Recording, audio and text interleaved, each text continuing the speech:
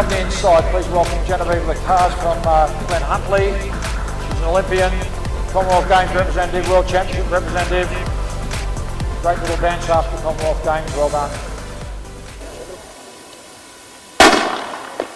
Away go this star-studded field, and really some great pacing now from a star athlete, Melissa Duncan, who's getting very, very close to that Olympic qualifying standard and settling in behind a Lacars in the Glen Huntly colours. Not quite the shorts, but in the blue of Glen Huntly. Now the back straight, and they've opened up a gap on the rest of the field.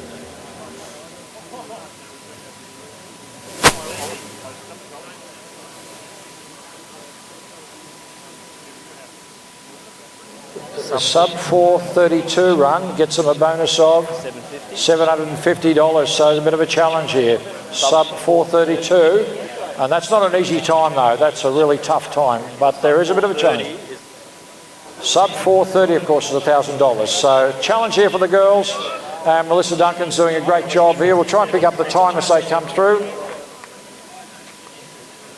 So coming through with the lead. Melissa Duncan leading, Genevieve Lacars spot on at 67 and a little bit as they go through. Annika Sarpis is leading the rest as they come through, running comfortably there. And that's Bridget Seeley of Nunawading running with her. So they are going to work out the minor places in the group. Question now is, of course, is what Genevieve can run in this race. She's getting some good help there by Melissa Duncan as they work their way down the back straight. So Melissa's really setting a cracking pace here. The car's in second place, and then we have a gap to the field led by Annika Sarpis, of course, who won this event quite a few years ago now under a maiden name of Anna Warland. So coming towards the home turn.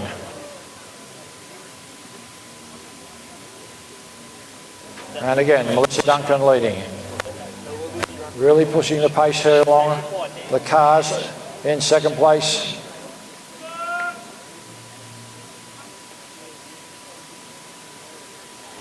This is really good running here. She's got it all out in front of her. And 2:15, 2:16, just a fraction under that as they cross at the 800 metre mark.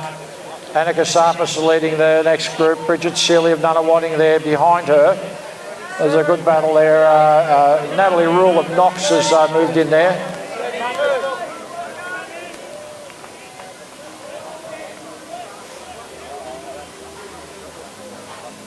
So Kasarpis is really trying to move the field along behind her, but out in front, great running here, and I think the cars has gone to the front now, and Melissa Duncan waves her goodbye, and now she is on her own. She has to do the last lap and a half.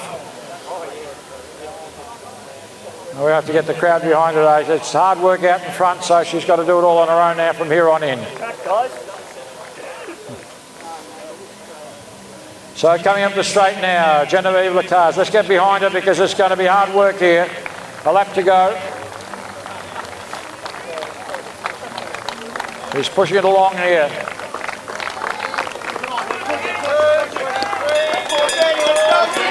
.324 as she crossed the line there, 3:24. So Annika Sarpis is now making the girls work hard as she's starting to pull away a little bit here. So she's in second place at the moment. That's Heidi Demio's moved into second place there. She's followed by Natalie Rule. There's a little gap here. The Ringwood runner there is Carly McDade running well. But down there with 200 to go, there's Genevieve Lacars on her own. 180 to go. Clock ticking, so it's over 4:03 at this stage. So here she comes in towards the home turn.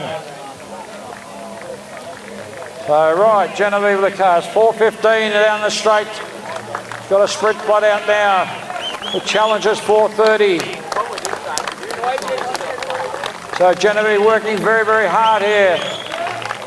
Times at 4:27, 29, 30. She's just going, oh, that's going to be very, very close. We'll wait to see what the official times are.